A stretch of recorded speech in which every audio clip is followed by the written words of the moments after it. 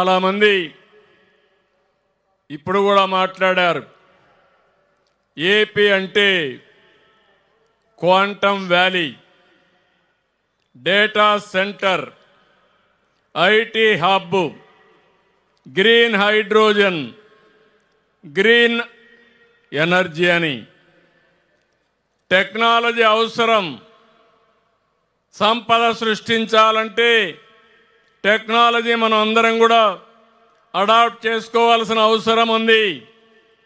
నేను ఆ రోజు హైదరాబాద్లో ఐటీని ప్రమోట్ చేయడానికి మైక్రోసాఫ్ట్ అధినేత బిల్ గేట్స్ని హైదరాబాద్ తీసుకొచ్చాను. ఈరోజు మళ్ళీ ఏఐ వచ్చింది, క్వాంటమ్ వచ్చింది, టెక్నాలజీ పెను మార్పులు తీసుకొస్తా ఉంది. మన జీవితాల్లో మార్పు వస్తుంది. అందుకని మళ్ళీ రేపు బిల్ గేట్స్ మన అమరావతికి వచ్చి మనకు చేయూతనిస్తాడని మరొక్కసారి విజ్ఞప్తి చేస్తున్నాను. అలాంటి కార్యక్రమానికి శ్రీకారం చుట్టాం. అయితే ఆంధ్రప్రదేశ్ రాష్ట్రం ఒక టెక్నాలజీలోనే కాదు, ఒక ఆధ్యాత్మిక కేంద్రంగా ఉంటుంది. టెంపుల్ టూరిజానికి తిరుగు ఉండదని మరొకసారి మీ అందరికీ తెలియజేస్తున్నాను. భారతదేశంలో పవిత్ర దేవాలయాలు ఎక్కడన్నా ఉన్నాయంటే దానికి చిరునామా ఆంధ్రప్రదేశ్ అని మరొకసారి మీకు విజ్ఞప్తి చేస్తున్నాను.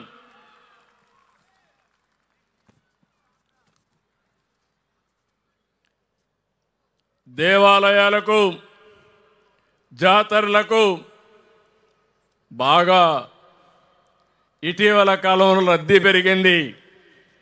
దానికి మా ఆడపడుచులను చూస్తే అనిపిస్తుంది. నేను స్త్రీ శక్తి కింద ఆడబిడ్డలు ఎక్కడికి పోవాలన్నా ఉచిత ప్రయాణ సౌకర్యం ఏర్పాటు చేశాను. బస్సులన్నీ ఫుల్గా ఉన్నాయి, దేవాలయాలన్నీ కిటకిటలాడుతున్నాయి. భక్తులందరికీ కూడా దేవుణ్ణి దర్శించుకొని ఆశీస్సులు తీసుకునే పరిస్థితి వచ్చింది. అది కూడా ఒక కారణం. ఈరోజు మా ఆడబిడ్డలు ఎక్కడికి పోవాలన్నా ఎవరిని అడిగే పని లేకుండా ఈరోజు ఉచిత ప్రయాణ సౌకర్యం చేసే ఏర్పాటు కల్పించామని చెప్పి కూడా నేను మీకు తెలియజేస్తున్నాను. ఈరోజు మహా న్యూస్, మహా ఎంటర్టైన్మెంట్ ఛానల్ నడుపుతూ మరోవైపు మహాభక్తితో అందరిలో ఆధ్యాత్మిక చైతన్యాన్ని తెస్తున్న మహాశక్తి మన వంశీ. ఆయనకు, ఆయన బృందానికి మనస్ఫూర్తిగా అభినందిస్తున్నాను. ఆదాయం కోసం మహా టీవీ రన్ చేస్తే భక్తి కోసం, దేవుని ఆశీస్సుల కోసం ఈరోజు ఆయన భక్తి ఛానల్ కూడా రన్ చేస్తున్నాడు. నేను పోయిన సంవత్సరం ఇక్కడ చూశాను. శివోహం కాకినాడలో సీతారాముల వారి కళ్యాణం, గచ్చిబౌలిలో శ్రీనివాస కళ్యాణం చేసి తెలుగు నేలపై భక్తి ఉద్యమాన్ని నడిపిస్తున్న వంశీని మరొక్కసారి మనస్ఫూర్తిగా అభినందిస్తున్నాను. రాబోయే రోజుల్లో, రాబోయే సంవత్సరం గోదావరి పుష్కరాలు వస్తున్నాయి. ప్రకృతిని ఆరాధించడం, పూజించడం మన భారతీయ సాంప్రదాయం. అందుకని ఓసారి నా అదృష్టం కూడా మూడోసారి గోదావరి పుష్కరాలు నిర్వహిస్తున్నాం. పై సంవత్సరం కృష్ణా పుష్కరాలు వస్తున్నాయి. అది కూడా మూడోసారి. నేనే ముఖ్యమంత్రిగా ఉండి 12 సంవత్సరాలకు ఒకసారి వచ్చే పుష్కరాలు 3 సార్లు చేయడం నా అదృష్టంగా నేను భావిస్తున్నానని చెప్పి కూడా నేను మీకు తెలియజేస్తున్నాను.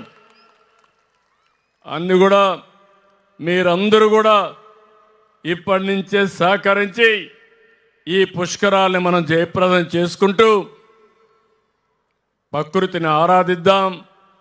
నదుల్ని, చెట్లను, పశు సంపదను ఆరాధించే సాంప్రదాయం భారతీయ సాంప్రదాయం. విలువలుండే సాంప్రదాయం భారతదేశ సాంప్రదాయం.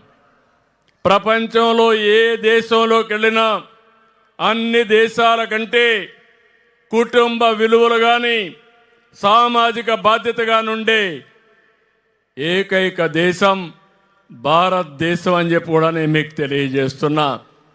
అలాంటి భారతదేశంలో పుట్టడం మనందరి అదృష్టంగా భావిస్తూ మరొక్కసారి మహాశివుడు మనందరికి కూడా అష్ట ఐశ్వర్యాలు ఇవ్వాలని, సంపదనివ్వాలని, అదే సమయంలో విలువలతో కూడిన సమాజం కోసం ముందుకు పోయే విధంగా ఆశీర్వదించాలని మరొక్కసారి కోరుకుంటూ, రాష్ట్ర ముఖ్యమంత్రిగా పేదలందరికీ న్యాయం జరగాలి, పేదరికం లేని సమాజం ఉండాలి, అందరికి కూడా మెరుగైన జీవన ప్రమాణాలు కల్పించాలని శివుణ్ణి ప్రార్థిస్తూ మీ అందరి దగ్గర సెలవు తీసుకుంటున్నాను.